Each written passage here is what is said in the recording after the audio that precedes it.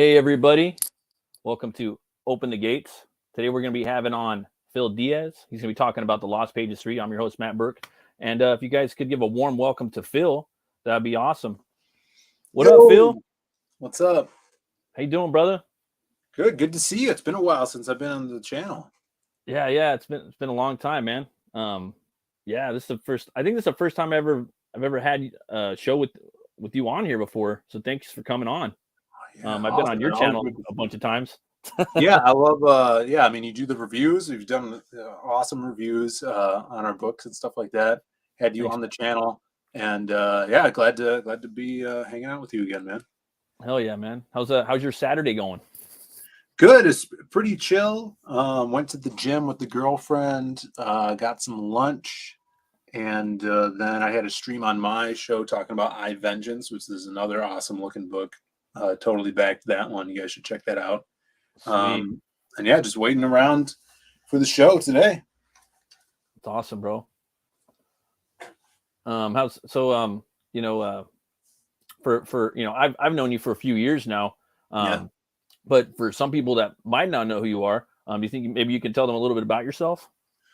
Sure. Well, I'm a writer and co-creator of Zaid Comics, which is my brother and our company that we publish under. We've been crowdfunding now for, I guess, 4 years, and started with a fun book called Magic Cop, which is like this 1980s, Miami Vice meets Halloween Town, a world of, magic and witches and wizards and stuff like that, but in a kind of retro synthwave style. So that was our first, graphic novel. When we got into kind of our flagship, The Lost Pages, which is our superhero universe, and we're doing, now 4 years later, we're on the third book of The Lost Pages. I think everybody's really digging the art in this one. I think this is going to be probably some of my best writing I've ever put into anything. In between there, I did some writing for Passion for Drawings, anthology book that he is putting out.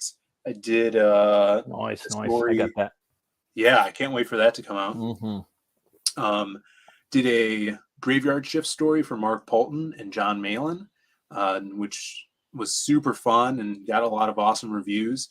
And I'm scheduled to be writing the new Pit series with Dale Keown. So I got a lot of stuff going on. And even just this year is pretty full of some stories that we're going to be putting out between the Lost Pages 3, scheduled to do Magic Cop 3 at the end of the year, and maybe a little crossover in between there with another awesome creator. So doing a lot. Yeah, it's like fully action-packed, man. That's awesome. Yeah. I always wonder, man, like who are some of your influences as far as like writing goes? I mean, comics, TV, movies, literature, Sure. That's a great question. For comics, I'm a huge Frank Miller fan, which who isn't? I love Frank Miller. Getting into a lot of his stuff, Sin City. Yes. For writing, for art, I love his old Wolverine run that he did. So good. Right. Japan. Yeah. Love Alan Moore. His stuff. I'm a big Swamp Thing fan, so Alan Moore's Swamp Thing is very influential on me. What else? Just writing in general. Edgar Allan Poe. I'm a big Poe fan for his poetry and stories. And, scary, huh? Yeah. Just the slow build and the horror, huh? Yeah, I'm just a big poetry fan in general, and alliteration and rhyming. And if you guys read The Lost Pages 2 or even the first one, you'll notice that. Wild Card in the first book is set to a poem that I had written years ago. And then also there's a reference to Edgar Allan Poe in the second book, The Lost Pages. And then, big Etrick and the Demon fan who rhymes. Alan Moore made him rhyme.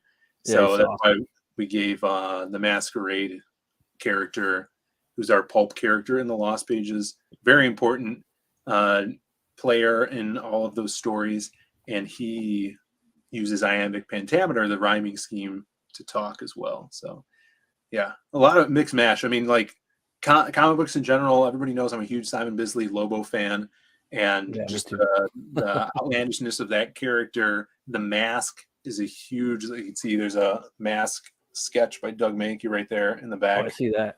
And just that part of comics, just over the top fun and zaniness, almost to a point of like Looney Tunes. Yeah, lunacy. Style.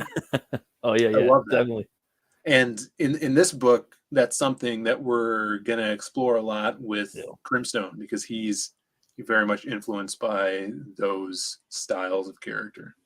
Yeah, I really like the design of Crimstone. Like when I see him, it kind of reminds me of like a lot of stuff that I liked from like back in the day. You know, like a little bit of the Max, a little bit of Lobo, a little bit of Pitt, a little bit of Ghost Rider, a lot of stuff. You know, that's an awesome character. As far as like you're playing on talking about rhymes and whatnot, I think that I like that too. Like I used to write lyrics and screaming to a microphone and stuff. Oh yeah. So I was always the guy that wrote the words. So I would always have a fun time dealing with what was said and the rhymes and the whatnot, and just looking at words, I guess, kind of poetic in some ways. So I could kind of understand what you're talking about with that. That's pretty awesome, dude. Definitely. Yeah. When I was writing a lot of poetry in college, everyone, like I took a poetry class, right? And everyone always said that a lot of my writing, specifically in poetry, had a very sing-songy quality to them, because I really like music, and just that the format and the rhyme schemes that I enjoy I like things to have a good flow to it. Also, if you notice in my poetry writing or any of my writing, I love using repetition as a writing tool. So if you guys ever read the first Silhouette story in the Lost Pages book, there's scenes, the different scenes end with lights on or lights off. And that's a repetitive tool that I use in that thing, to kind of bookend these scenes. I don't know, I just like how it flows and feels. So that's kind of, I guess, a trope that I pick up sometimes. It has a cool theme to it too, and a good flow. And I think there's a lot that you could learn from like music and comics. They both, I think, have, and movies too, and just sequential storytelling. They have a lot of beats that you have too, and the builds, and how things are layered in, kind of like just hitting notes. Yeah, it's pretty crazy. You were talking about Simon Bisley, man. I'm also a big Bisley fan. Who else are some of your favorite artists out there that you really draw inspiration from? Oh man, so many. And speaking of Bisley, it's actually his birthday today, so shout outs to Simon. Oh, Bisley. Yo, Brian. Oh, Brian. Yeah. Other artists. I mean, Doug Mahnke, huge Doug fan. I got to pick up those Mask books. I got some of his Batman he did like 3 or 4 years back. I was like, damn, the inks were really popping in there. Yeah, his Batman stuff. He did Under the Red Hood, which is amazing. Of course, the Mask. Let's see, other artists that I love. I mean, Frank Miller. The stuff I love about Frank is there's so many different versions of him. Just to see him throughout the years change his style, for better or worse. And I think he's just kept getting better and better as a writer. But just looking at just his catalog of work is just so awesome. He has a lot to offer, right? Yeah. Like for me, I picked up 300 like in the past 4 months. I got it for like $15 at Book Off, and I use it just for inspiration on how he tells stories sequentially in a large format. It's like it's different than the standard 11x17. In some ways, like how can you set this page up like that? Yeah, guys working right now in the mainstream that I love, Kyle Hotz. If you've ever seen his work, he's my favorite. He's my favorite working right now. Yeah, hands down. He is aces, man. His stuff at DC, or even just he does a lot of covers at Marvel too. Great stuff. Kyle Hotz. He's got this very almost mixture of Wrightson and Bisley going on. So cool. Have you read his solo effort, Mosaic? No. Oh, no, dude. yeah, that's after really this show, old, go right? buy it. It's $10. It's on Amazon. Yeah. Mosaic. It's the shit. It's from like the 90s. It's the Crow meets Blade Runner. I haven't done a review on it, but I will. It's just, that sounds cool. You're gonna be like, oh, like you're gonna love it when you see it. He's doing some really cool covers for Adam Lawson, the Exiled book with Wesley Snipes. So cool. He also did probably the best Lobo story that's come out in the past 10 years with Tim Seeley at DC. It was part of their like Blackest Night Elseworlds thing. And it's got Lobo on the cover. It's it's just a love letter to Lobo. It's basically like Lobo is the last being that could save the universe against the Black Lanterns. Oh, and it's pretty sick. And the Miracle Man's in it. There's a bunch, Dark Side, bunch of awesome characters in that. So that was really good. But yeah, I mean, Stephen Bissett, love his Swamp Thing stuff. There's just so many influential guys. I mean, Tim Sale's Batman work is great. I'm looking at my shelf right here. Yeah, his he's kind of like simplistic too in some of his it's like Long Halloween, you know what I mean? Kind of how like Mignola does that a lot, but it grabs the lighting just right, and just it tells a story. It's very noir in that way. Yeah, I really got into recently because my buddy Shelby Robertson was talking about it. Mark Texeira's Sabretooth stuff. Yes, I have that. As a child, I was reading that with the die cut cover, and he's sitting there like, that's so cool. I would draw that picture as a child. I love that book. I had that's a 4-parter, and he's got a bomb strapped in his chest, or put in his chest, and his arms are like this big, and he's just like, dude, no, Birdie, like running around. He's got his little chick Birdie. You go into his origin a little bit, but yeah, that was a good one as a kid. I like that. These little like pocket like memories. Sometimes I'll have like, oh damn, like I'll be watching a live stream and someone will bring something up. Like, oh, I have that in the garage. And I remember reading that as a child, but I totally fucking forgot about it, Yeah. Yeah. It's so cool. I mean, obviously like high tea, rough stuff, like Mark, that Sabretooth stuff was so awesome. Recently started looking at Adam Kubert's Spirits of Vengeance, just because I really like the look of Johnny Blaze, like trench coat, ponytail, mullet, like school sunglasses, like totally an awesome style that just oozes coolness, Have you heard of Zafino? I mean, there's his son. He's been doing a lot of really cool stuff. He's on Instagram. Gerardo Zafino. He always draws the characters like Conan, Batman, just with the eye sockets are just covered in black. They're just black. And I like 2 little white dots, and they just look badass, dude. Zafino. That's awesome. He's the son though, and his father was even bigger in the industry. That's one dude that like he had a crazy, like one of the craziest like newer modern Conan stories, because they're all kind of like the new barbarian. It wasn't really like Conan dude, like what Marvel did. But there was one story in there where he kind of he made a mask himself and became a vigilante for some fucking weird reason, but it worked in the story. He was still old Conan, and he had to wear a mask and go out and do vigilante shit in Hyperborea. But I was like, oh, this is cool. It was a cool little one and done, but that's one of them. There's another artist too, I think that's pretty fun, is what's his name? Daniel Warren Johnson. He does a lot of fun stuff. I mean, there's so many. He's a local guy over here. I've met him a few times at conventions. He's actually he told me he had his bachelor party, I think, unless it was for a buddy, at the arcade that I been working at for years. That'd be fun. That'd be fun. How he knew me. Yeah, but Daniel Warren Johnson's just, his stuff's super cool. I love how he captures the idea of just like a grand space, like the macro shot, right? In one. Just in one panel. Just get it all in there. Like I love it. A city shot, but Spider-Man's tiny. And there's just so cool. Everywhere. And it's usually traditional, and sometimes they'll throw down on Fridays on like a live stream, dude. Yeah, it's pretty dope. There's another guy too that I don't know if you read, Trad Moore. He did the newer Ghost Rider. It was like 10 years ago, but he also did the Legend of Luther Strode. That book was fucking dope, dude. His style's pretty much out there, but yeah, it's pretty cool. I was gonna ask you, man, what's your favorite metal band?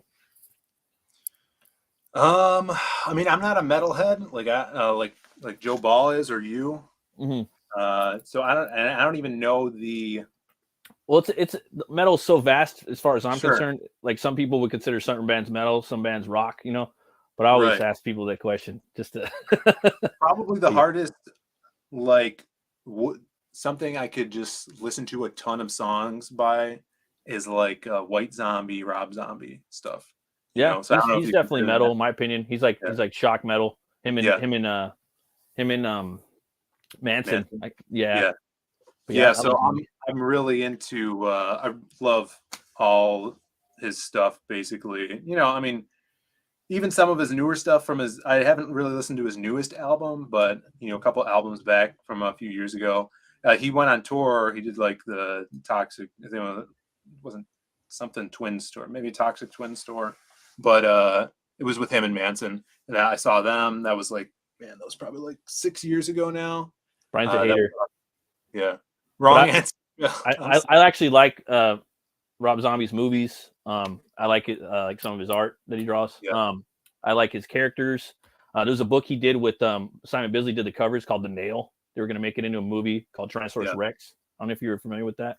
I've seen the covers. I never read it. I like his old art from the White Zombie albums. I actually have a vinyl in my closet, and it's got like all that neon colored, like, you know, and cartoons. Remember cartoons like the big rat, like feel like kind of like rat on thing. that. Yeah, and he did that little scene in Beavis and Butthead, the acid trip, Beavis and Butthead Do America. He illustrated that whole animation scene. Oh, that's cool.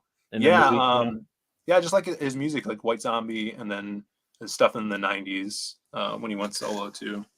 I remember when that came out, like More Human Than Human, like that was one of the heaviest songs on the radio, like with the guitar and the vocals, like slapping it at the same time. Say what you want. There really wasn't that much on the radio until like Korn and System of a Down and Slipknot. Like those are like the heaviest bands that actually got into pop culture. Right. Sorry, guys. I mean, Metallica too, but still, like, so Zombie was one of those guys, dude. Like, it's just a fact. I mean, it is what it is. But I remember that shit was slapping back in the day. On the newer albums too, he actually did a song where it had like fucking a fast drum beat. Because I was always wondering, like him, and we're going off a little bit, but him and like Korn, they would never do songs with like a fast, like a fast punk beater. Like a fast, like galloping beat or just a punk beat. And he did one. I was like, fuck yeah. Like, because I just want to see like a little something different sometimes, you know? Yeah. But he did it on the new one. So I was like, that's cool. Admiral Wackass. Yo, what's up, brother? What's up, man? Hell yeah.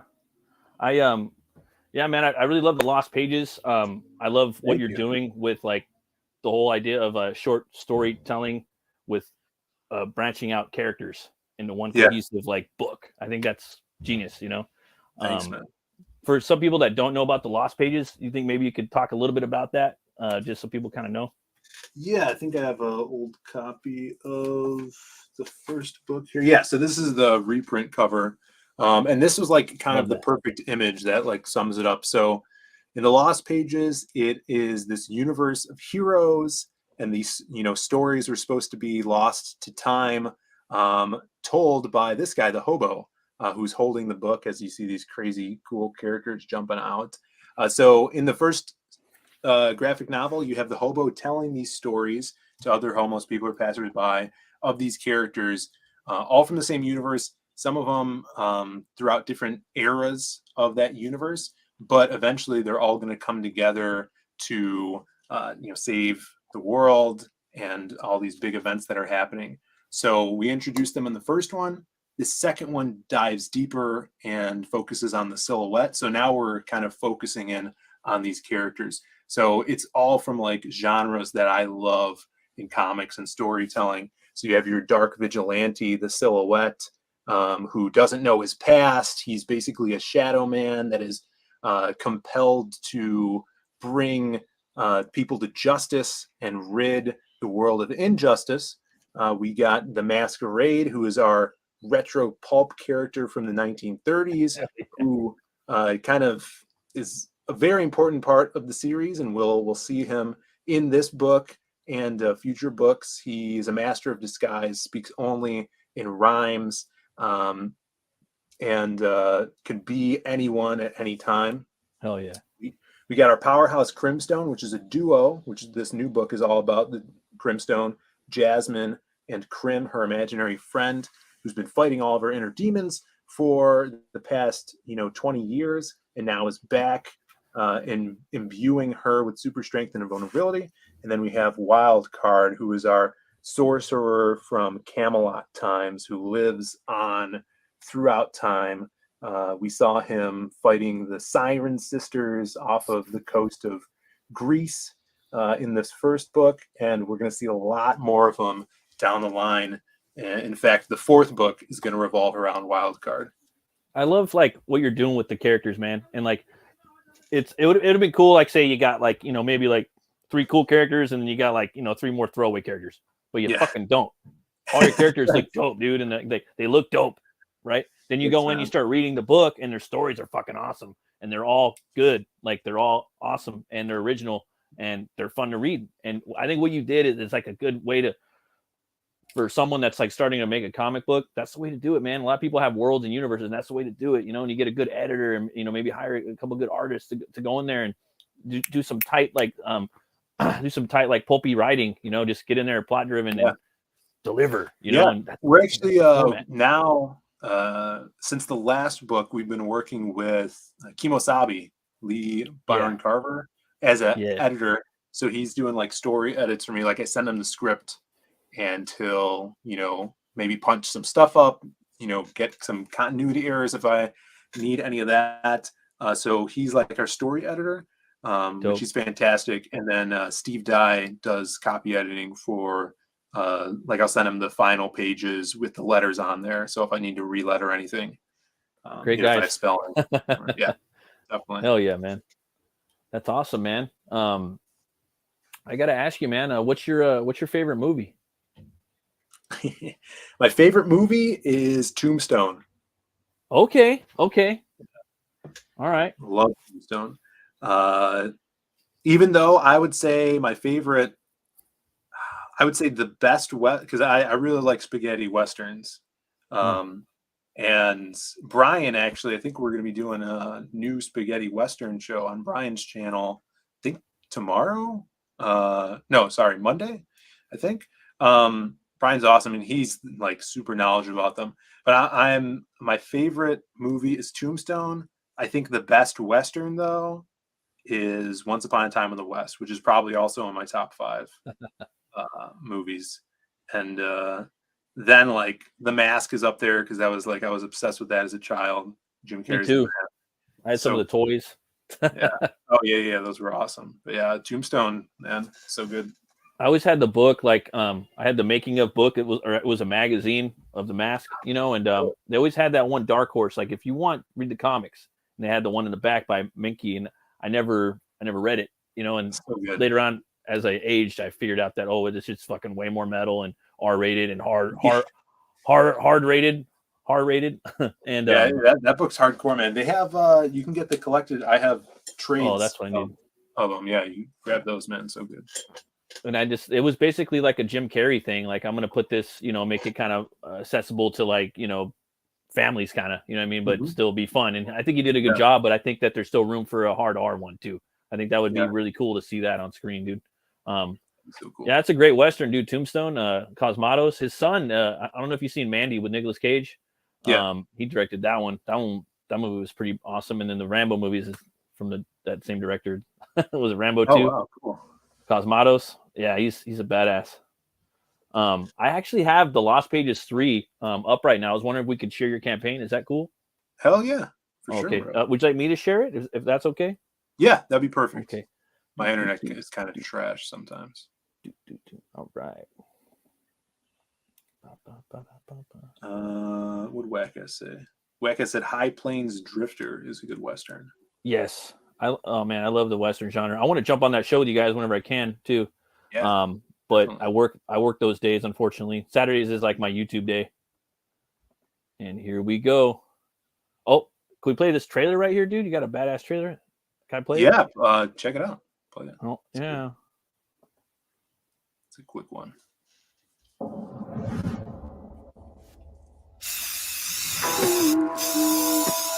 I remember childhood without any friends. Just me and my imagination. So I made up my own friends.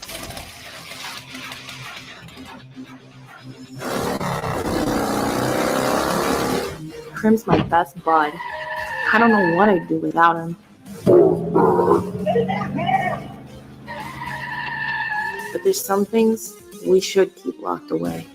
Not the imaginary friends, but the imaginary fiends. Yeah. Crim, where are you?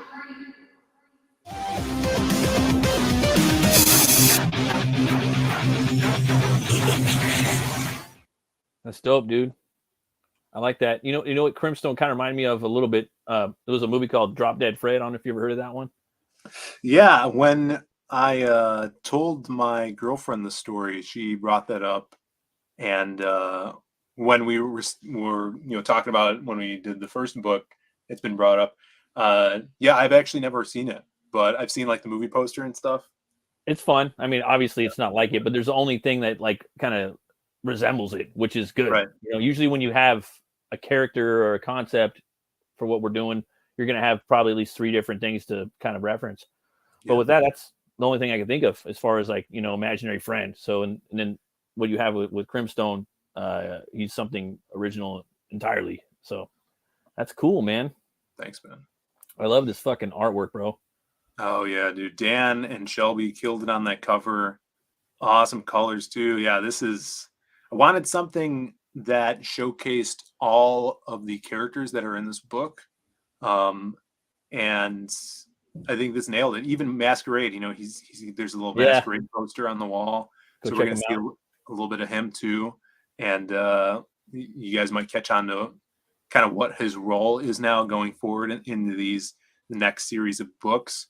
But yeah, Crim originally was the character Crimstone was originally going to be focused around a male character who would see himself as this crazy monster, like inspired, like the Max, inspired by that, but in the reflection. Right. So the original idea was like, oh, we got this buff guy who just like rages out. And when he's in this rage, he sees himself in reflections of glass. And the reader also sees him as this monstrous character, but no one else does.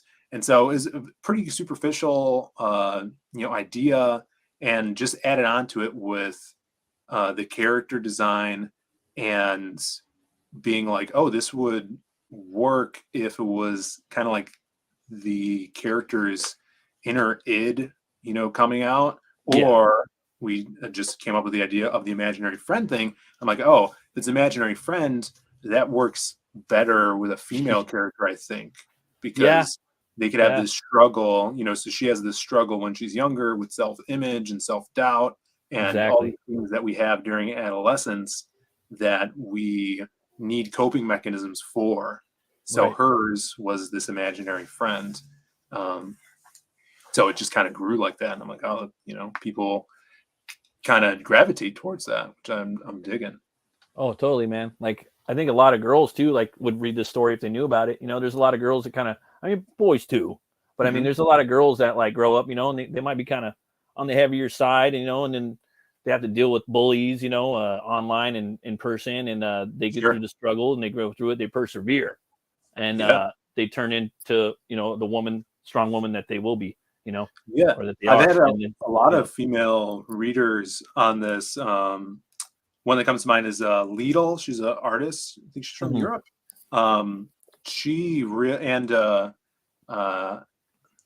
Always pronounce her name wrong. M.A. McLaren. She did an awesome book called Reality Hackers. They were big fans of Crimstone. Lidl actually bought the Crimstone head sketch from the last campaign, which was so cool. So I know they're really pumped for this. Yeah. But yeah, even like Preston Acevedo, after he read the first one, he's like, dude, you did like the strong female character the right way. You did. He said everyone, and I'm honored on that. You know, I think that's awesome because before we actually published any of the work with this character, I had some friends that were like hesitant, being like, "Oh, I don't know if you should write this character because you're not a female," and you know, we've heard that time and time Right. again. Right. But it's, I think, turned out to be one of our most popular characters. Yeah. No, I mean, you know, and it takes balls to do that, and sometimes you got to put your balls on the table, you know. Yeah. And it worked out, you know, and I don't know, man. Like, if I show my daughter the character, dude, she would totally dig it. You know what I mean? Yeah. So my wife, you know, like I don't show them all the stuff I work on, but like, dude, like that, I think the average like normie girl would really really go to the character, dude. If they saw him and she's badass, the character is badass. What she goes through is, you know, crazy. And what it appears that she's going up against in the new one, I have an idea of what it is, but I don't want to, like, I might be stepping into was it teaser or spoiler territory if I asked you about it, but I think I kind of know what it is. It has to do with her psyche a little bit. But man, Simon Bisley cover again? Yeah, man. Had to do it. I mean, this was the idea for a while. Even I thought of this in my head, dude, even before you did it. Like, what if they did that? And you guys dude. did it. So I'm like, oh, if I get another Simon one, I want to do a throwback to one of his covers because I'm not a huge fan of homages, but I think this one gets a pass because it's the original artist homaging himself, you know? Yeah. Oh, totally, dude. So freaking cool. I hung out with him last year over here at Fan Expo. Sick. And last year people were bringing, because he does a lot of conventions over here, people were bringing him Lost Pages 1 covers to sign, and which is so cool. I know Whack-Ass got his signed by him at the convention, and was hanging out and was just like, dude, would you want to do, I mean, I think he brought it up himself. Simon did. He's like, oh, I'd love to do this character again, you know, another cover, because he really loves the, you know, the muscles, of course, the toxic masculinity. He's always talking about that, you know. Perfect for him, dude. Yeah. I mean, it is, dude. Like it I think it checks all of the biz boxes. Yep. The Crimstone, you know, but like a lot of your stuff does, dude. You know. Yeah. It's so cool, and hope to work with him more. He's such an awesome guy, and just honored to have this piece on here. So yeah, this is going to have a special back cover as well. So Shelby Robertson did an awesome back cover, which we showed off a couple of days ago. That'll be on there. I actually forgot to update the page to bring it up to the top. But that's awesome. So this is the first time we're doing a variant. I was going to say too, like what we were discussing earlier in the show, you're talking about Miller, how he's got these different genres or different, styles in which of art he you know, paints or draws or whatnot, you know, that you can pull from for inspiration. Yeah. And Biz is the same fucking way. Like for me, he's like my favorite artist at the moment, you know, like I have three right now, and he's in the top three. But for me, I always go to him, you know, like I want to see something, a painting. He has paintings, he has pencils, he has inks, you know. He has quick, like sketchy stuff. Like he's just like a wellspring of knowledge and talent in his art, dude. You know that? I don't know. Have you ever seen Biz TV, his YouTube channel, by any chance? Like when he painting those huge murals and stuff. The Joker. Yeah, amazing, dude. Yeah, it's awesome, dude. So cool. I was fanboying out a little bit right there. Here, refresh the page and I just changed something on the campaign. So sick, because I wanted to put the back cover right under Simon's piece, because it's exclusive to that Simon. Shazam! Oh hell yeah, dude. Yeah, I love Shelby's artwork, man. Dude, his colors on this just pop. It's so cool. So if you guys get the Bisley cover, this is going to be on the back cover as well.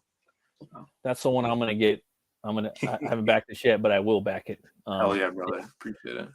Oh fuck yeah, dude. Yeah, I can't wait. I got that piece too. I won that raffle with you guys. Like, I got fucking the Shelby, the people. People is another one of my favorite characters too. You know. Thanks, man. Yeah, and it's all traditional. He just did. I don't know what it looked like. He did mixed media, multimedia.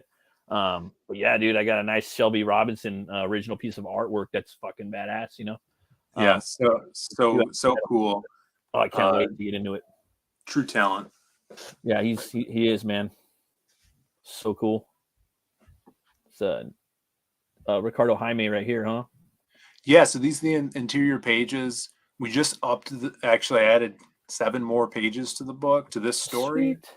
So I think altogether, with the prologue and this story, it's going to be probably like 80 pages, the book. So That's awesome, a lot of action, a lot of story on this one. Just exploring the relationship between Jasmine and Krim, adding to that, ton of action. The basic premise of the Crimstone story is kind of the inciting factor is children have been gone missing in Chicago and someone's kidnapping them. And this is basically the opening scene, what you're seeing right here. She's, and you saw it in the trailer too, she's spray painting Crimstone on this wall, and a child is abducted by these people, these gang members in this van. She jumps on her bike, she hears it through police blotter over a radio. She tracks them down, jumps on the van, and dispatches them. And so this kind of ties into the overarching plot of the story of why these kids are getting kidnapped, who's kidnapping them, and Jazz then is captured, sedated, and when she gets drugged, Krim falls back into her. He gets locked back into her mind, and so he has to kind of fight his way out. The demons in her mind take over again, and he's got to try to defeat them while she has to deal with all of these real maniacs in the real world. That's sick, dude. That's an awesome story, and I can't wait to read it. Also, the art in here is just beautiful, perfect, immaculate artwork, like all over the place. Yeah, Ricardo's crazy, dude. I think these artists. Perfect pairing between our colorist Eugene and Ricardo. Whether we're looking at Krim or the new big bad guy Wastoid. Yeah, I like this guy, dude. I like Wastoid. That's cool. What are some of his powers? Can you divulge into some of that, or is that spoilery? No. Yeah, so obviously, he could stretch his arm and put it through people's chests. Brutal. Right. So he's kind of like our Carnage, Okay. So he has, a very liquidous body, but he can also form it into things. So we really explored that in the new pages that I just added, because I wanted the final fight to have more weight to it. So he could, change his arm into a sword if he wanted to, or a cannon, just crazy stuff like that. Also, he's incredibly strong. He's huge. He can move around like, splashes of water if he wanted to. And he has all of these teeth everywhere, right? The idea was that I wanted, instead of eyes, his eyes were in his mouth, so his eyes line his teeth where his teeth would be, and then everywhere else these mouths with teeth. So very dangerous and psycho type of character. It's a pretty original character, dude. Like, I like the design, like how you have the eyeballs as teeth, and they're always looking at you, and I think too, that's just a badass character. It looks like hella fun to draw. All your characters look fun to draw. I think with this concept or this specific IP for Crimstone, like there's a lot you could do with it. For me, it's kind of like there's a lot you can do with the mask, a lot you can do with like Nightmare on Elm Street, kind of where it deals with magic, or even like stuff that has to do with the dream world or psychosis. Right. It lends itself to like a feast for an artist, basically, or a writer at that, even more so. Thanks, man. Yeah, Tommy Patterson did a great job on the design. Oh, he designed it. Oh, cool. Yeah, cool. That's dope, dude. And then we have the prologue right here. Right. Yeah. So if you guys read The Lost Pages 2, it ends with kind of like a 2-page epilogue drawn by Dan Dahl. Amazing stuff. He just, totally elevated the style that the silhouette has. And this takes place right where we left off with the previous book. So matte black kind of gets a jump on the Silhouette while he's recovering from a big battle. You can see he's got that chest wound. He's got a wound on his shoulder. We kind of explored what his blood looks like, and it's this, negative white, kind of like the opposite of what he is.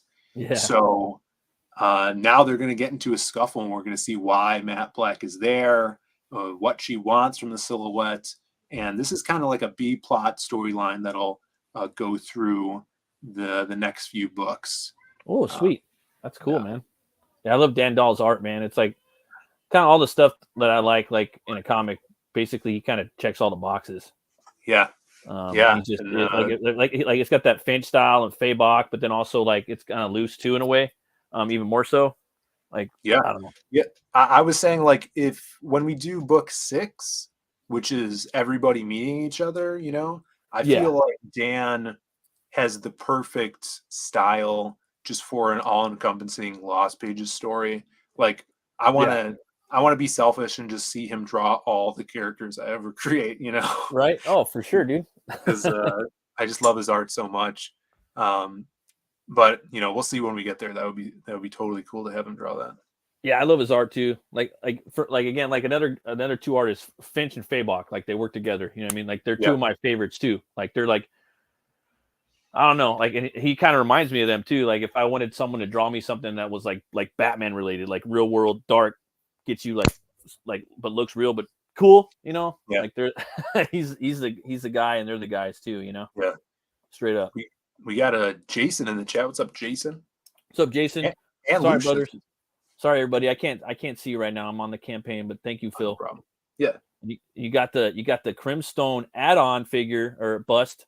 Yeah. Right here. Yeah, this is so cool. First time we're doing anything like this, and we want to keep doing this. We have 3D printers that we run ourselves, so we're going to be printing these. We got our boy, creator of Sovereign Wolf, Eddie Winkler. He's doing some tutorial videos for you guys that'll show you how to put it together. It's only 7 pieces. What to buy for that, and then what you need to use to paint it. So we'll have those up really soon. Shout outs to him. He's an awesome friend of ours. And he's worked on minifigures for a while, so he's doing that. And this, you can either add it on to any of the perks, or it comes with the monster pack, which basically is like the all-in perk. You get everything. That's so awesome, dude. So cool. Just chilling, having a good time. He's having his ice cream. It looks like, that's pretty dope, dude. Hail fucking Eddie Winkler, bro. He was, I think he was the first guy that reached out to me once I joined like this network, Comicsgate and adjacent networks. And I love Sovereign Wolf, man. I can't wait for the sequel. I hope we get another one too. I think he said he was working on that. Yeah, he's working. He's working on it. Hell yeah, great guy, dude. Love that guy. So there's a question in the chat. Lucius Live says, you got a proof of the 3D print? Oh, yeah, I do. Not with me. Sorry. But at my studio, when we do our Friday shows, we have them on my desk. It's going to be 5 1/4 inches tall when you put it together. But the detail is crazy. Like if you look at that GIF on there, you'll see that he sculpted veins into the arms. Ooh, nice. Like the details on there when it prints. Oh wow, yeah, so that's cool. I think the people and like say if like this was like a mainstream comic, right? Like 20 years ago, right? I think the people and the Silhouette, like they could have their own separate books, but they could also cross over a lot and like they could fuck each other up, but also team up because they're street, And I don't know, it just. Yeah, that's what I think of when I see this. I'm like, oh man. So I mean, that's what we're doing. That's what we're doing in this. And the idea was actually brought to me by Adam Lawson after he read the first book. He's like, dude, the people and the Silhouette should cross over with each other. Wow. And then I'm like, that's genius. Like, of course. And so I wrote this. So this is the second issue in the Ashcan series. Were you able to, have you read the first Ashcan yet? Oh yeah, I got it. Yeah, I did. Yeah. Right. Awesome. Yes. Yeah, so we did the first Ashcan, which is around here somewhere. but we're reprinting that with a new cover for people that may have missed out on it. And yeah, at the end of that one, I mean, spoilers if you guys haven't read it, there's an appearance of the silhouette. Yep. And this one is going to be all about the people and his run-ins with the silhouette, at the same time trying to figure out what he's going to do about this, serial killer that's going around the city.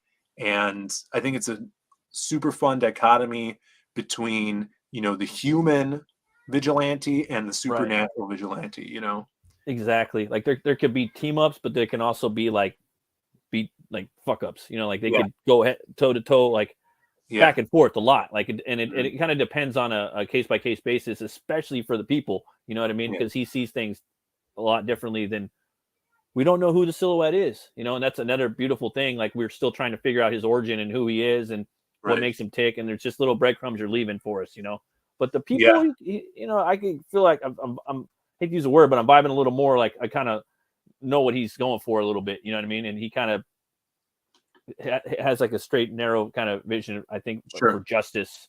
And I think, damn, dude, like you really came up with a really cool concept with the whole, like, I forgot the name of the person that their job occupation that sits in the court and draws people.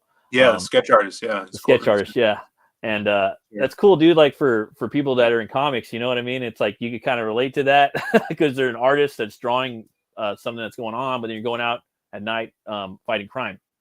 And the one kick, then again, the design of the character is dope. He's cool. But the grappling hook and the fucking bat, dude. Oh man. You like that? Yeah, dude, that was dope. I didn't expect that.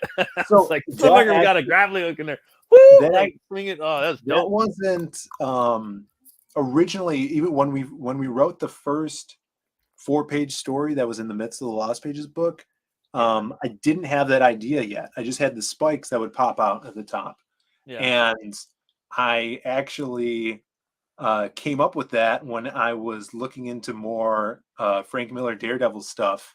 Yeah. And I'm like, it would be so cool to see this guy swinging through the city. Oh, totally. And my brother's like, is it going to make him too much like Daredevil? And I'm like, fuck it, man. It's cool. Like having this thing shoot out of the top. And so we went for that in the first Ash can. And I'm falling in love with this character. Like, I reread the script that I wrote for this number 2 because Dan's going to start on the pencils very soon. So I'm like, this is just going to be a lot of fun because we see a little bit into his backstory. Because right now, as a reader, you guys don't know really what happened in the people's past either. All you know is we don't know his origin. We don't know shit. We don't know what he could do. We don't know what he could build. Yeah, like we don't know what he's got in his workshop. If he's got a workshop. You know what I mean? There's all kinds of stuff, dude. You're gonna see a lot of cool stuff with his backstory and some friends that he has too in this one. Yeah, I just thought that was so cool. Like I didn't expect that. Like it just pops right out, And I would say like because I think Daredevil kind of created like the crime court, hero comic genre, like if there is one, And I think this guy kind of falls right in there. And like for people that are into Daredevil, like think this is the character that you guys could jump right into right after, Personally, I think he's even better in some ways and even more relatable, obviously. But yeah, dude, that's dope. Glad to see these two guys going together. We got Jay Doll's in the chat now too. What's up, Jay? What up, Jay? Brian says they're both very black and white thinking characters. Yes. Everybody loves the people. Preston especially got a boner for that character. Yeah, Preston was surprised at that character. Yeah, that's actually a page from the first Ashcan that one to put on there. Yeah, that's dope, dude. Super cool layouts. I love black and white art, man. You know what I mean? This stuff too, writing this story, I think Dan and myself were inspired by Frank Miller's work on this. So he's taken the reins over pencils now. Avery, who was doing finishes, is now going to be inking him. And then Dan's going to be going back after the inks and doing in tones to make it like the retro and put, zip tone on it and stuff digitally. That's fun, dude. I love too where you're like, hey, dude, I got fucking Joe Ball doing inks on this. I got this guy doing pencils on that. I like that. I like seeing the jam sessions, dude. You know what I mean? And it's cool too. Like you're giving artists work. We're getting different composite pieces, like from different artists, different takes. You know, different scenarios, like where they're teaming up. I don't know. I just think that's really cool. That you were doing that. You can do that. I love this cover right here too with all their heads. Don't tell me that's got to be Alan Alonso, right? That's right, brother. Yeah, Alan killing on that. That was originally for the trading card wax pack that we offered on Lost Pages 2 campaign. And I'm like, this art's so cool. You know, the only direction I really gave him is I'm like, there's a shot, like a promo shot, or maybe it was a wraparound cover shot for Kingdom Come. Alex Ross did all the characters. I know what you're talking. Yeah. And so I'm like, can you do this, but with our characters? And it's like, yeah. So this is perfect because this is for the collected tome, which has all of the books in it. You know, Lost Pages 1, 2, and then that Myths book. So 3 books in one. And I actually have it right here. I should show it off. People have seen it on my stream, but it's manga sized. Oh, so okay.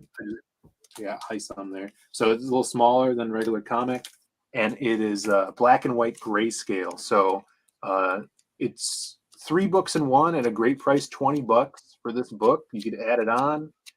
You could get it with a collected catch-up tier, basically. And definitely, if you guys haven't read any of these, grab this because it's going to be, you know, pretty cool new format for us.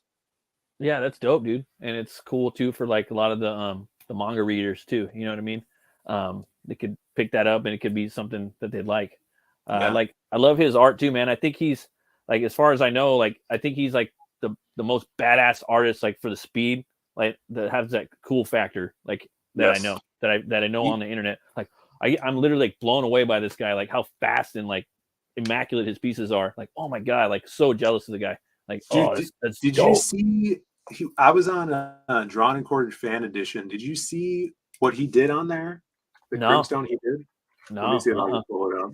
No, like if like that, like for artists like that want to do like everything, like that's the guy you should be like taking notes from, as far as I'm concerned, because he does it in color too. Good. Like it's not like a black and white. Like he'll boom, boom, boom, boom, boom, like in like what, a couple of hours, like sick ass piece in color, like ready to go. So it's digital. Check this out. Share my screen. This was he did this in 2 hours.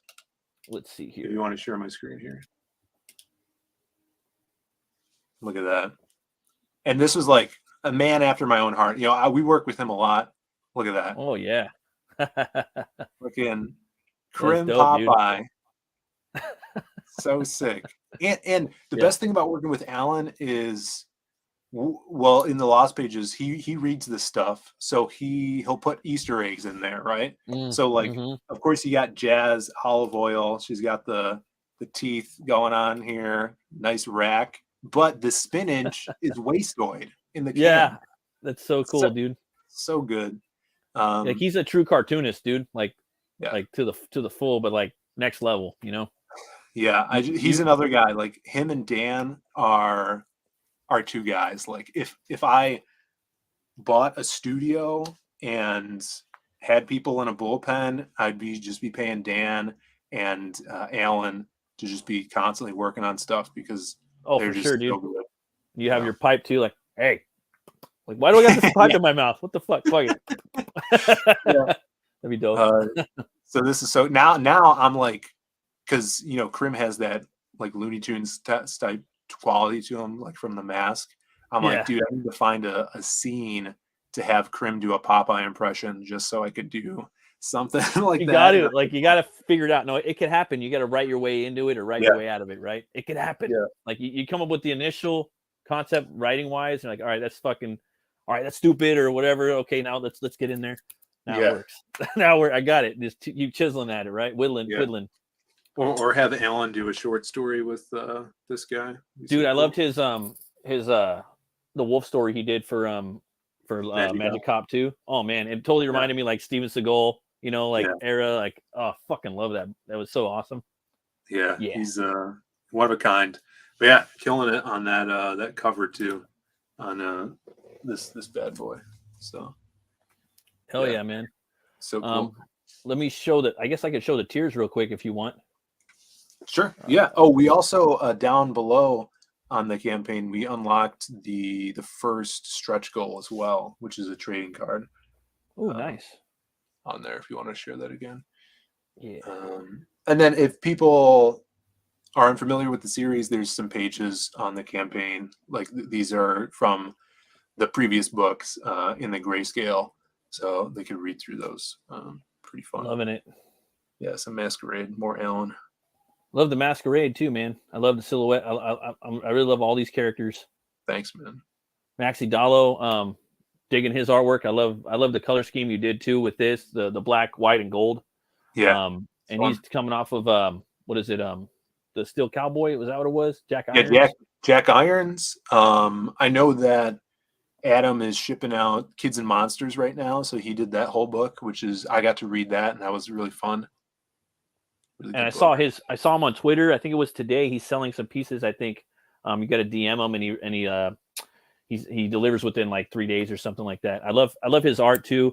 Again, like it's just really stylized in there. Yeah, like, that's like kind of like the direction that comic book people I think should be going. Yeah, if you guys are fans of the silhouette, fans of Maxi, hit him up. He's got all these pages still, I think, to sell. So. Like, that double page spread is awesome. He draws it at kind of a smaller format. He's not drawn at 11 by 17. He draws at a smaller format, but the art is worth it, man. Yeah, I think I saw him saying like some of his stuff is a different format too in the tweet. Yeah. Oh, dude, who drew that? That's fucking badass too. That's Matt Dalton. Now, okay, so good. He did all of the Crimstone stuff in the second Lost Pages book. Okay, that's right. So good. Viking Wolf, dude. Yeah, Viking Wolf as well. And he actually has he did a pinup for this book because I just love his art so much. He's got his art pinup totally. That we might put as a back cover on the main book, or we'll see. But yeah, it's kick ass. He's so good.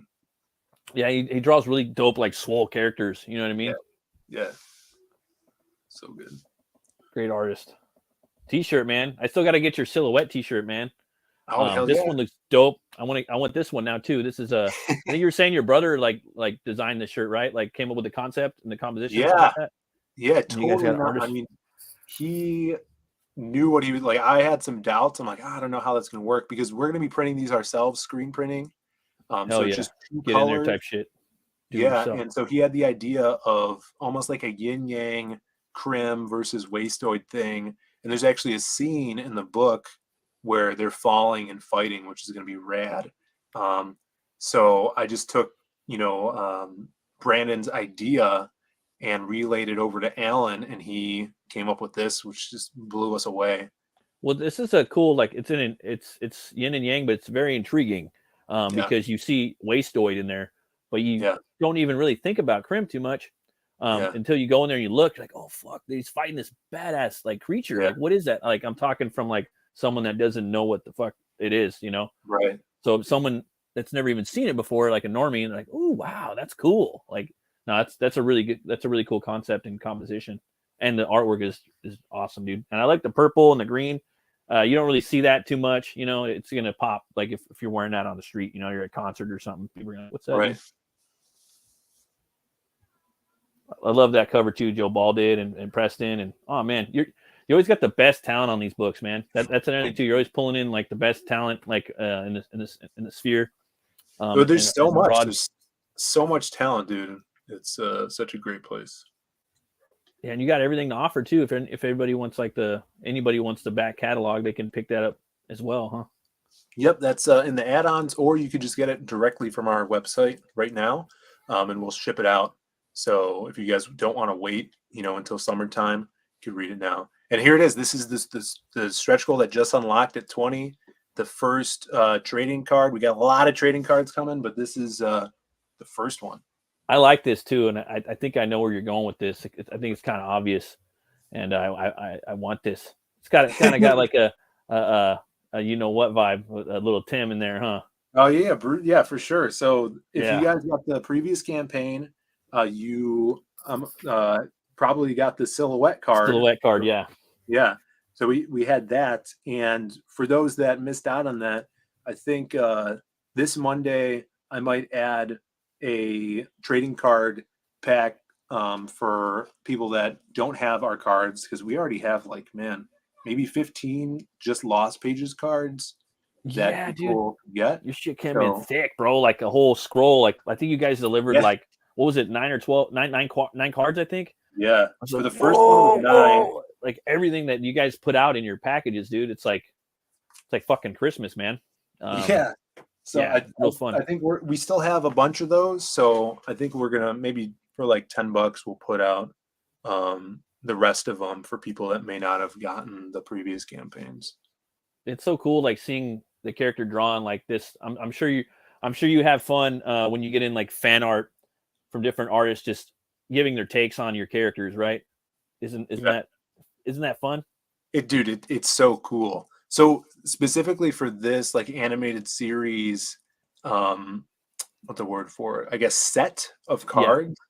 We're going to be doing this for every Lost Pages campaign that we do.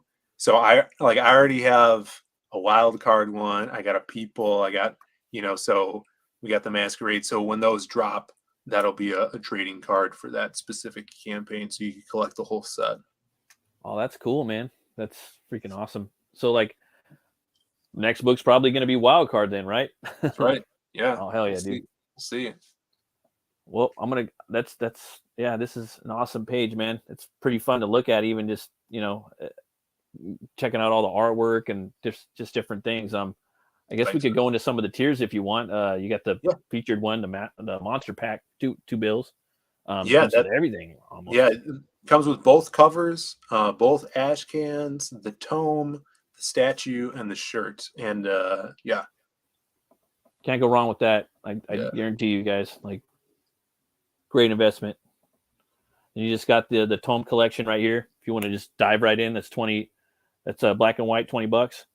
Yep, and you could add whatever you want onto that. We didn't have that when we first launched, just on its own, because we have that in other packs. But some people that may have backed already wanted to grab a tome by itself, so you could totally do that. And that's cool too, man, because it's just like, say you got people that have read comics or they read manga, they can that's kind of like right in the middle, and they could just pick it up. It could go on their manga shelf, and they could go through it really quick. Yeah. Freaking There's awesome. Some questions here in the chat. Let's see what people are saying. We got Edwin in the chat. What's up, brother? Edwin Ace. What up, Ace? Hail, brother. Lucia says, thank you for thinking of fatties on t-shirt sizes. Speaking for a friend. There you go. Hail. Whack-ass like the wax pack we did last time. Lucia says, will you do an animated series or even shorts? That would be cool. I mean, how long animation takes to make. I was working on for a little bit like an animatic, or basically like, what would you call it? Like I was trying to make a video that it was the panels, and then I was doing a voiceover reading like the silhouette story. Yeah. I actually did that with my graveyard shift story that I wrote, but I haven't released that because I don't know if John, he'd probably be mad if I released that because of spoilers. That's pretty cool that you say that. It's pretty cool, and it's awesome that you say that. And it's weird because I heard about the new Hellboy movie coming out. I do have it's called Hellboy the Crooked Man, and I do have the Crooked Man. It's out in the garage. I read it, but it's kind of like lost in my brain a little bit. And I found a YouTube channel where they just kind of read comics and they have voice actors talk about it, and they kind of just go through and it's dope, dude. Like, it's entertaining, Right. So, my girlfriend said she watched the Court of Owls, the Batman Court of Owls one. I haven't seen it yet, but someone on YouTube does that. Yeah, so I like doing that because I like reading them and doing the voices and shit. So I'll probably do something more like that before an animation thing, because animation's expensive. And also, like, dude, to be honest, like the Max was like that on MTV, right? They took fucking Sam Keith's art, and they didn't animate that many more things after that. Like, it was like, what, like 50-50 kind of in a way, right? Yeah, you're right. And it was dope. We got Jeremy Crackhead is in the chat. What's up, Jeremy? Good to see you. What up, Jeremy? How you doing, brother? Yeah. So we got the Lost Pages 3, 25. That's just as standard. You guys want to pick up the book right there? Yeah, and you get to, when you choose that perk, and basically a lot of these perks, you get to choose which cover you want in a drop-down menu, and then you could add the other one on if you wanted to. People really like to, like, I've noticed with the campaigns now, they really just want to add stuff on, and when they get out in the checkout, they want to do the add-ons. I've noticed, you know, Yeah, with a lot of campaigns, people are kind of doing that now, and I've noticed it. Got the digital right here. If you guys living in Australia, you know, abroad, or you just want to just watch it on your device, you got that right here, 25 bones. Oh yeah, hell yeah. And someone like me, where you like your shirts, your t-shirt and jeans guy like me, you got that right there. You got it in black and a purple. I usually wear black, but in this instance, I'd probably go with the purple one, dude. I don't know, just sick. Yeah, it's just, I don't know. You got black and purple, right? Yeah. Oh, okay, cool. Yeah, it's just, it just looks fun, you know, the purple one. Yeah, it's that contrast is so cool on it. Yeah. Lucius in the chat again, he says your silhouette promo stuff was tight. I think even minimum, you could do a lot of crim with a great design and similar treatment. Yeah, so the trailer for, I think you're talking about the trailer for the previous campaign, number 2, the animation, that was actually animated by Doug Mankey, who created co-created the mask. He's awesome. We talk all the time on Instagram and stuff. And he was gonna do the trailer for this one because he really wanted to do crim, but he got sick and had to take some time off.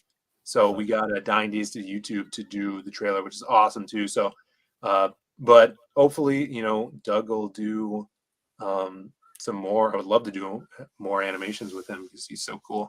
And if we, get this funded well enough, we might have something special from Doug Mankey for the campaign for all you backers. Yeah, that sounds dope, man. And that Dying Days trailer's dope, dude. And it'd be cool too to see something from Doug. I mean, it was weird because like I just followed him. I don't know how I came upon him on Instagram. I think it just kind of populated, you know, how I like suggest stuff. He would have these like Batman, like little animated things, you know, and like, oh, that's dope. That's that like new Batman artist. But he didn't even, he wasn't on there that long. He did like a Mr. Freeze story or something like that.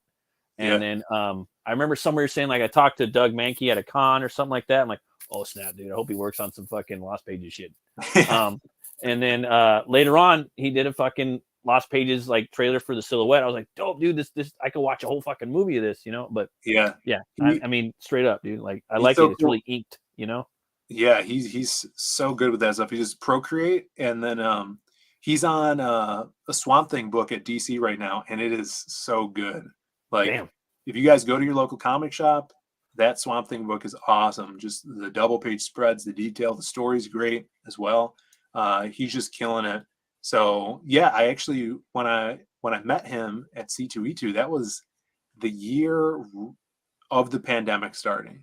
Well, I was at 2019 or something, and I was showing him on my phone page. This was right before we launched the Lost Pages 1.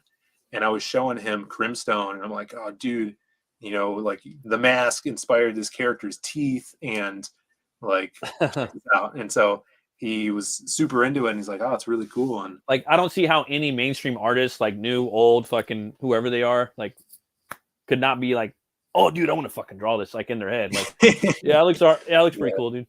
It's all right, but in their head, you're like, damn, it's just fucking dope, you know. I want to draw that shit. He's into it.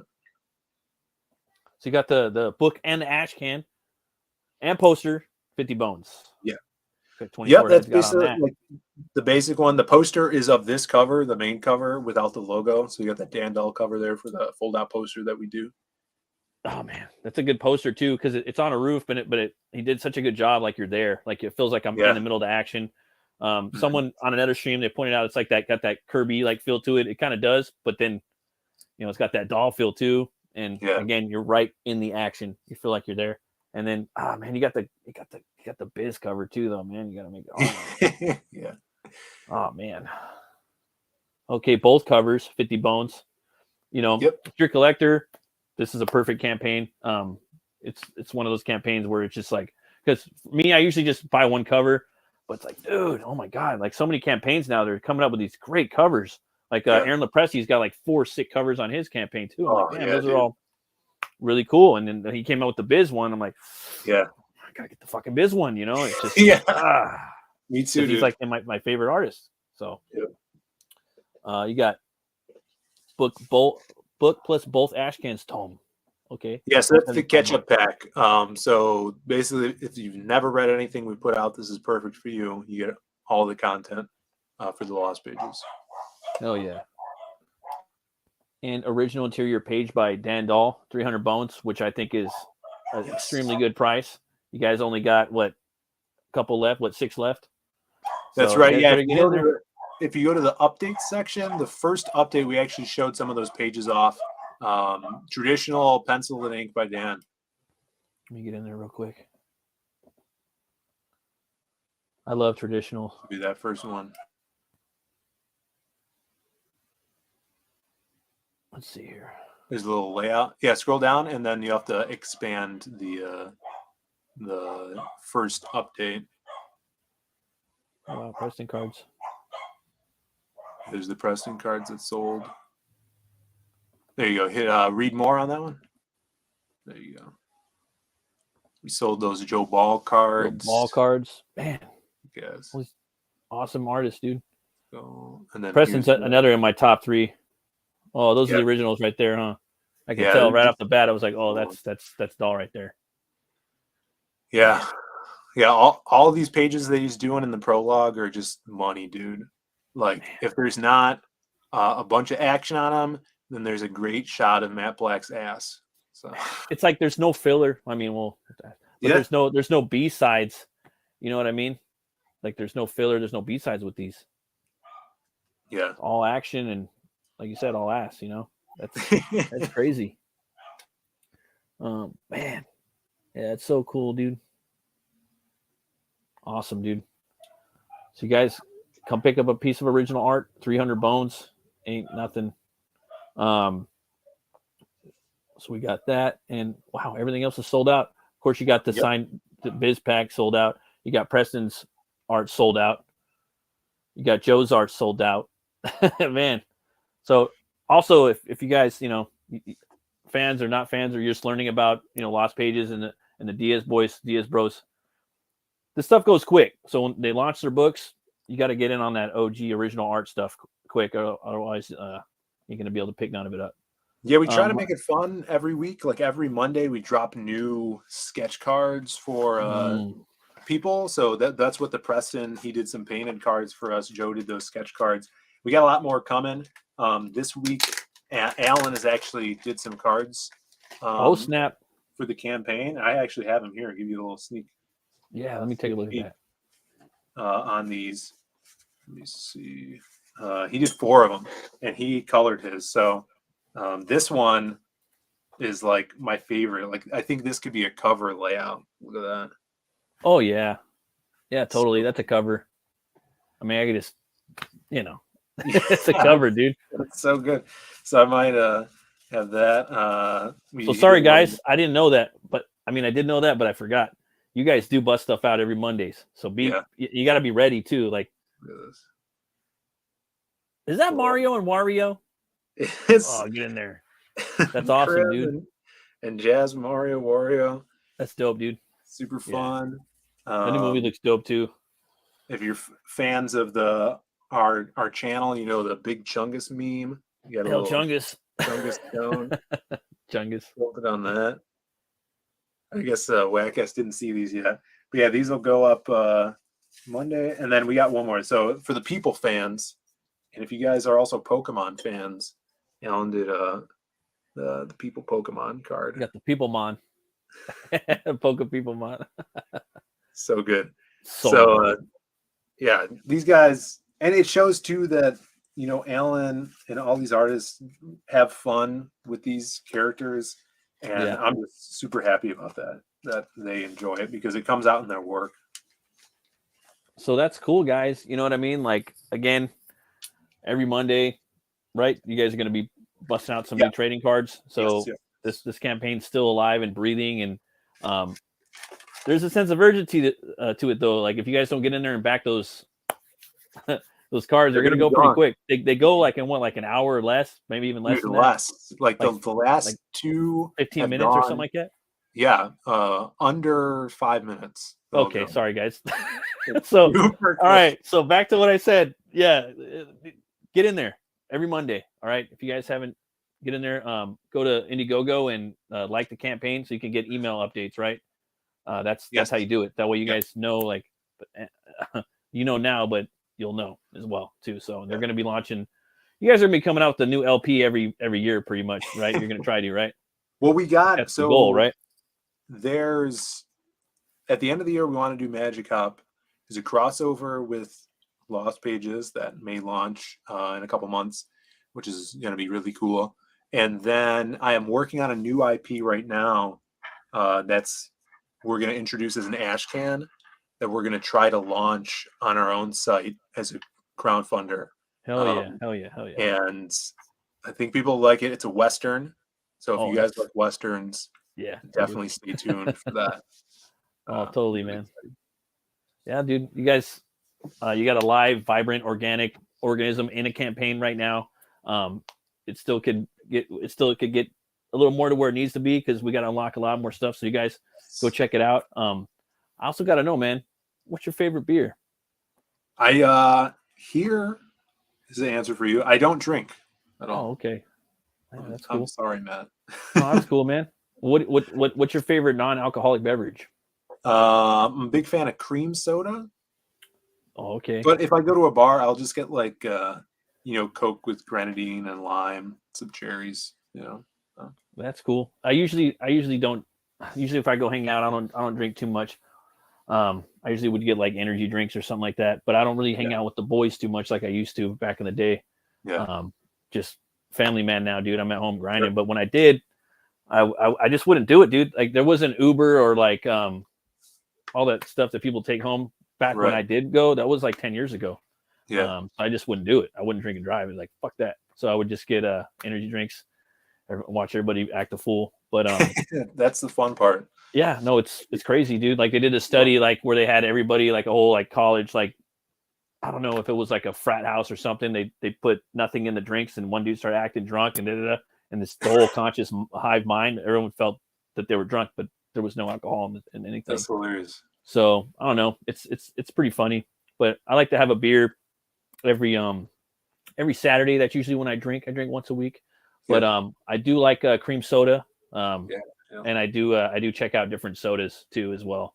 I like root beer a lot as well. That stuff's pretty bomb. But cream soda's got like I don't know. There's I think ABC or something like that. ABC cream soda. That one's pretty fire. ICB. That's the one. Yeah, that one's bomb. Yeah, dude. Well, shoot, man. Thanks for coming on. I love talking. I love talking with you. I love talking about the Lost Pages universe and the Diaz brothers verse, the Zaid verse. Is there anything else that you'd like to talk about that we haven't covered already? No, I think that's it. Just everybody, if you're not, go sub to Zaid Comics. We do shows every Monday and Friday, and then just started doing my promo show again with Tommy Patterson. Usually on there sometimes with Shelby looking at old comics and stuff that we love, and just trying to spread the word. Indiegogo did shadow ban us, so you can't search us on the site, which is unfortunate, or on Google. But I mean, you could go to zaidcomics.com to find the link to just go jump right over to the page. And I have the link here too, guys, pinned at the top. Yeah. I always forget that. I do Yeah, that on every show, and I always forget my guests. Like I never tell them that. Sorry. No, I appreciate it. And spread the word too. So if you guys dig what we talked about today, let your buddies know. Post it on whatever social media you use. I really appreciate that. Hell yeah, man. And where can anybody find you on the internet? At my Twitter and Instagram is at PhilPops, and that's where usually I post all the like art and stuff as well. We have a Zaid Comics Twitter that I just basically retweets my stuff, and then the YouTube is Zaid Comics. Sweet, man. Hell yeah. Thanks again for coming on today, Phil. I really appreciate it. I'd love to have you on again. Yeah. And thanks for everybody for watching. Thanks for checking out the videos, and always remember to be bold, be brave, and roll the bones, know your role. You guys have a great night. Bye.